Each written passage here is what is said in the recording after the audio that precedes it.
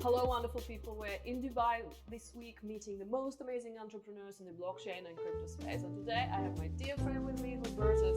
Hi, Hubertus. Thank you so much for joining the interview. Hubertus is a partner with a local crypto-focused fund called GAF Capital. And he will tell us all about the investment opportunities that they're looking into. Thanks for having me, really. Tell me about GAF Capital. You're quite a new kid on the block and already made so many investments over the last year. Tell me about GAF Capital, who are your partners, and why now? Yeah, GAF Capital actually is the first UAE-based and homegrown venture capital firm. We're not a fund, we're actually a full family office investment vehicles that work together. And it's mainly local families, well-known entrepreneurs, great networks in the region.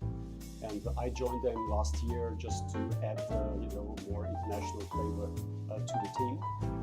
And our focus is really Web3, so we invest in Web3 infrastructure.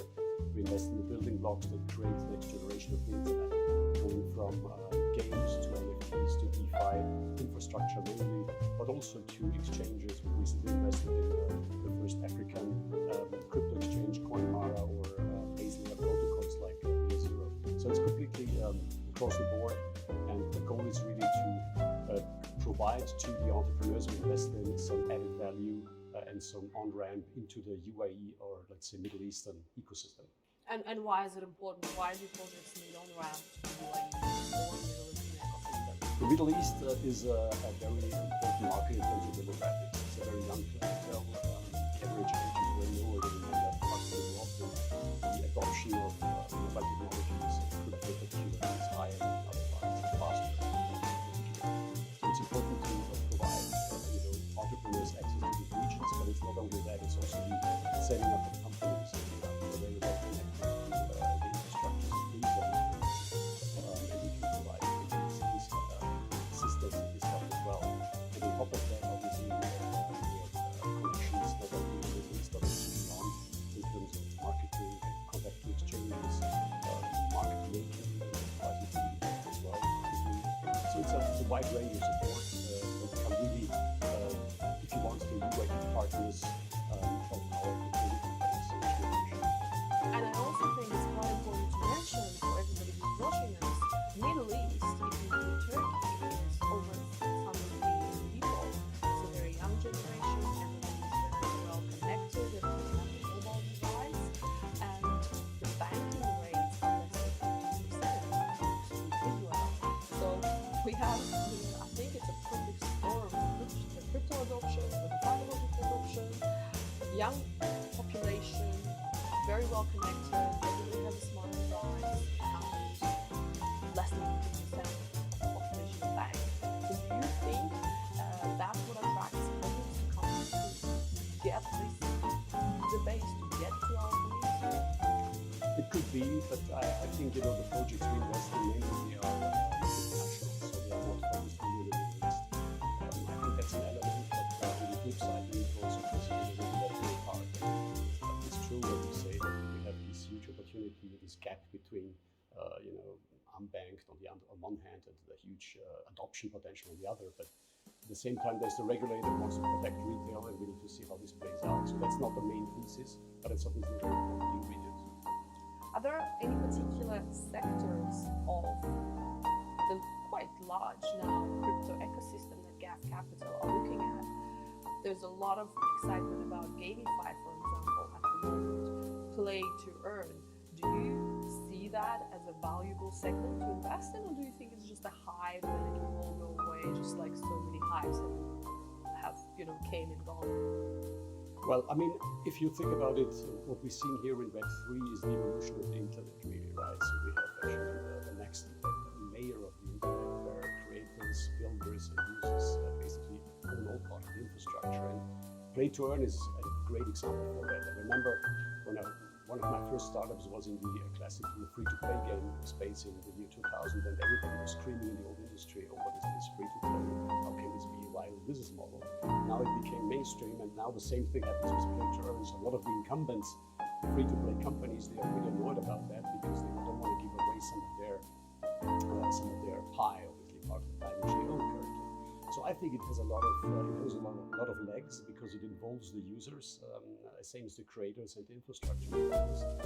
But on the other hand, we will see, these are pure games focused on, creating token economics and creating life around the coin, or if these are viable games that can also exist outside of the classic crypto sphere, if you want, as an individual game, because most of the games that we see now in blockchain and UX is still not great.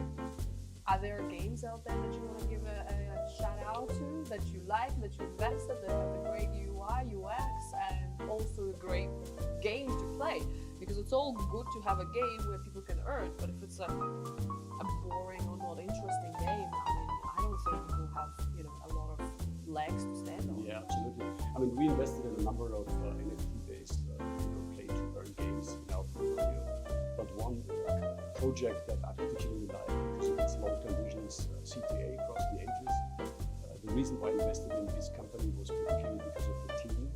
Sammy has assembled a group of fantastic artists around him. I think it's around roughly 70 people in the artist space, who work for brands like Harry Potter, Marvel, League of Legends, Game of Thrones, etc. So really people who know this industry deep inside out are part of the core team.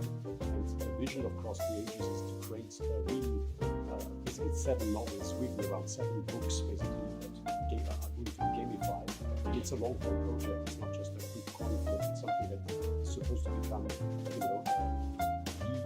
future kind of metaverse type of game. And it's evolving, and it bridges the gap between the crypto, between collectors, and between the gaming industry. So it's beautiful. There's some elements of DeFi, but also some elements of collectibles and NFTs. So it's exciting to see that. The main reason why I invested in them is really the team of the long-term vision. You mentioned metaverse, and I think it's quite a logical way to take a gamified project too, right? So you have a large community of players, gamers, they come together, you can create leagues where people actually, partner up with other players, play against each other, and then you have to take it from there, right? You can't just say, okay, thank you very much for your play. And a lot of games are taking metaverse style, and there's something like 3 billion worth of land sales in the metaverse happened recently. What do you think about this trend? Like, how do you think it's absolutely crazy and insane, or do you think it's logical and all should get some metaverse land? I think people spend more and more time on screen, right? So if you think about it, previously there was the competition, which gaming application competes against another one. Today it's really about competing for eyeballs, competing for screen time. So it's no wonder that the metaverse is gaining adoption because people want to flex socially on the internet probably as much as they want to flex in real life. And the metaverse is an evolution of that. So honestly, I think it's in principle a good thing. If you think about it, we don't know what the metaverse will be in 10 years. It's the same. In the 1990s, somebody would have asked me, how's the internet going to be in 10 years? Nobody knows. But I think some of the building blocks that are currently being created will survive. Others will probably die out. This is very normal.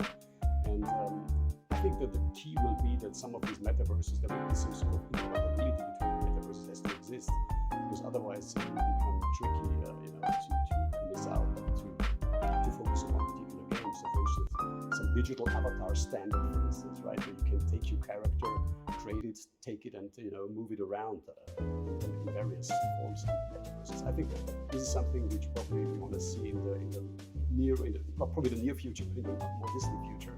But for now, it's very siloed. And on top of it, there's the conversation between Facebook, metaverse, which they want to create, which is more centralized, with the goal of creating data and revenues for them, for the tech company, versus the decentralized metaverse where people own part of the infrastructure. And how you think that will work out for Facebook? Because just a couple of days ago, they announced that they're shutting down Libra, what it was called before. So that did not work. The cryptocurrency did not work for them because they're centralized. It's a centralized point of attack by the regulators. How will the metaverse, do you think the metaverse will work for them? Because people chose Bitcoin, decentralized coin, over some centralized Facebook coin? Yeah, I think by jumping into cryptocurrency, Facebook made a very bold move, and honestly, I don't think it was a very well thought through project. Because when you're touching currency, you're automatically touching regulation. This is not the case in the metaverse, which is less regulated environment, so I think they have more chances to succeed.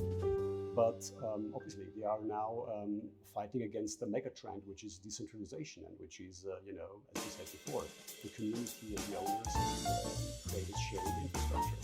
This is not the business model of Facebook. Facebook wants to, I think, they will create a metaverse to capture more advertising revenues, or more revenues to a centralized entity. That's probably perfect with on-ramp traditional industries.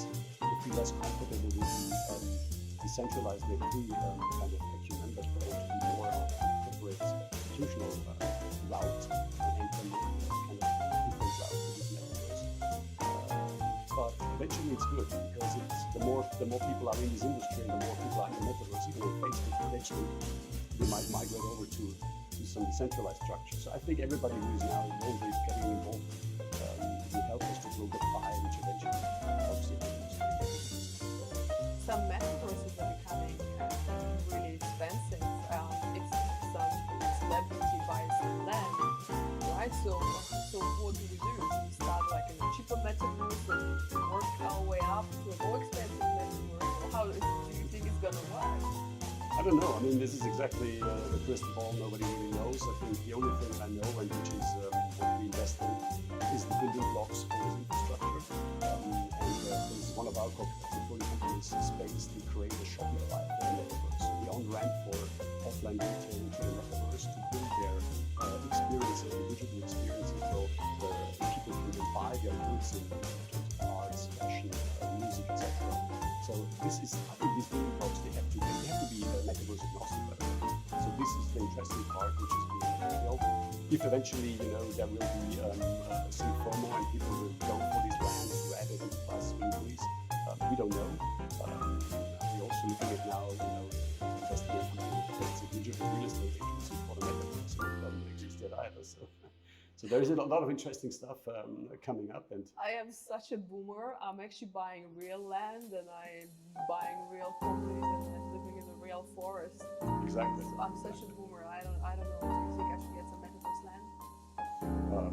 I think you should get it just for to getting involved, to understand how it works. This is how we get involved, not particularly to speculate on it, but just to understand and learn. Fair enough. Let's switch gears a little bit. Let's talk about practical things.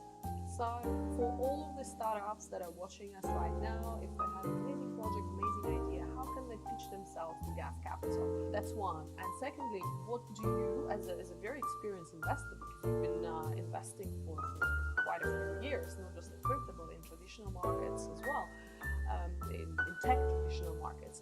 So what does a startup need to have in order to be investable? And how does a startup get attention over very experienced venture capitalists, not only for money, but for attention, mentorship, and advice? Because money right now is very cheap. So many projects can raise money. It's just that mentorship, advice, that's hard to grab that attention. Yeah, I think to analyze these questions, we need to make a little bit of step back. So where are we now in terms of the evolution of this Web3 industry? I think we are still far away from mass adoption, right? So if you look at tech, internet, mobile, mass adoption, mass market adoption took place when we had at least 1 million users. We are far away from that. And I think, particularly we are far away from that. So that obviously means that as an investor, you are looking for huge asymmetric trades now. So you're investing in infrastructures where the upside is so huge because mass adoption will probably be in, 5 years. Let's get about 200 million Ethereum wallets now around the world. If you extrapolate that to this 1 billion rule, so we can say maybe in the next 5 to 6 years we've got some sort of mass adoption in Web3. So we are really ahead of the curve. Everybody who invests now and who jumps into this industry now. So we need to be aware of the huge risks involved. As an entrepreneur on the other side, I think it's exactly the same as a traditional Web2 technology. First of all, you need to come up with a solution that aims to solve a problem. Right? So if you just create a solution looking for a problem, it's probably going to be hard.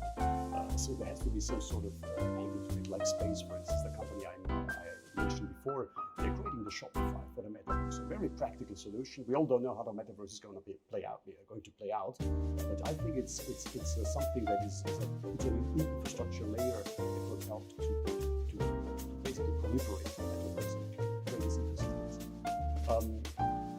Another element, obviously, when you look at it, is very important to experience with the team. They want to cross the ages. I mean, they have 160 team members. It's huge. It's one of the largest, the largest team and most professional experienced team in the whole crypto landscape in gaming. That's what we look at. That's very important because this is how you create traction and how you create quality. The next level obviously is the product itself. The product market fit. It's probably too early because the market is still evolving, but the technology that is being used needs to be solidly grounded. So it's not substantially different than the criteria that you traditional venture or startups. It's just the risk is higher and you need to accept more uncertainties and also from an investor's point of view, have a large enough portfolio to account for the fact that some of these companies eventually fail. It's so early in the industry. So how can entrepreneurs get hold of Gap Capital if they want to pitch their project to you? Well, we mainly work with referrals, so we get a lot of referrals from investors that we work with together. So we co-invest with the largest VC funds in the space, from Monaco to Pantera to Polygon, etc. So we get a lot of referrals from them. But if somebody wants to reach out, www.capital.ae, the website outlining exactly our thesis, what we're looking for, outlining how we can support the startups beyond capital, because that's very important. So as we said before, we want to become the partners, so to speak, of these startups in the region to help them to get a foothold, to have some sort of flag in the territory of the UAE particularly. And they can reach out to us. We have a team which is now growing, and we are happy to look at it. Really great, very useful information. Thank you so much for coming over and thank you for dedicating your time to tell us about Gap Capital and of course Cross the Ages, the project you're mostly excited about and I'm mostly excited about. Thank you so much and we'll see you at the AIBC from the 20th of March to the 23rd. I look forward to meeting Gap Capital in full force and all of your portfolio companies. Thank you, Rina.